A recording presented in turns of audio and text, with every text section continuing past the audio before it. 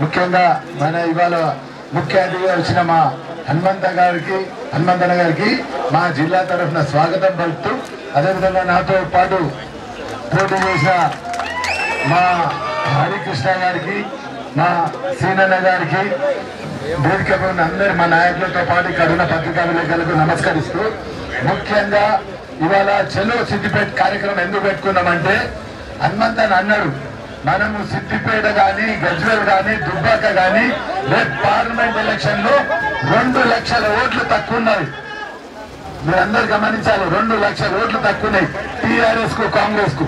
మరి ఇవన్నీ కూడా కార్యకర్తలకు ఈ 6 గ్యారెంటీల స్కీమ్ ఇస్తామనే ధైర్యం చెప్తూ రేపు రాబోయే ఎంపీ ఎలక్షన్ లో ఆ 2 లక్షల ఓట్లను ఏ విధంగా మనం కవర్ చేసుకొని సిద్దిపేట పార్లమెంట్ గెలిచే విధంగా మన అభ్యర్థి ఉండాలనే ఆలోచనతో రేవంత్ అన్న మమ్మల్ని అందరినీ పిలిచి చెప్పాడు, ఇప్పటి నుంచి హనుమంతన్న రెగ్యులర్ గా సిద్దిపేట తీసుకుపోయి మీ అందరికి ఒక నాయకుల్లా ఉంటాడు, ఒక అండగా ఉంటాడు, ఒక ధైర్యం ఇస్తానికి ఉంటాడు అని చెప్పేపటికే ఇవాళ కార్యక్రమం తీసుకున్నాం.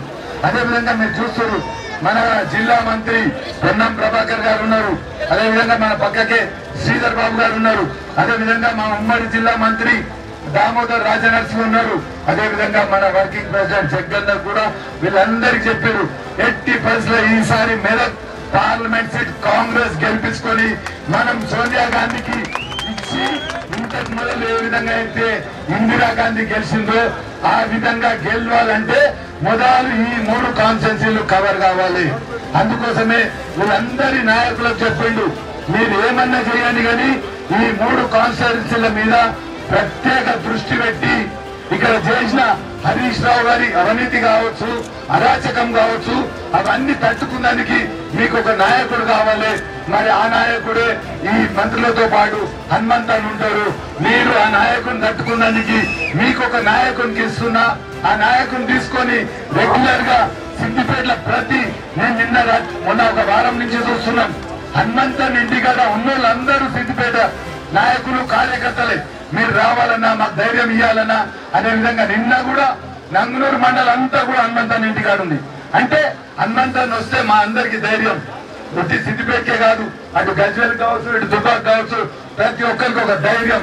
ఎందుకంటే మీ అందరికి తెలుసు, హనుమంతన్న ఇంతకు ముందు మెదక్ నుంచి ఎమ్మెల్యే ఉండే, ఇవాళ అదృష్టం కొద్ది హనుమంతన్న కొడుకు మా బాబు అక్కడనే ఉన్నాడు. వీళ్ళందరూ తండ్రి కొడుకులు కలిసి రేపు రాబోయే కాలంలో మెదక్ పార్లమెంట్ కైవసం చేసుకునే విధంగా ఈ నాయకులు కష్టపడతారు.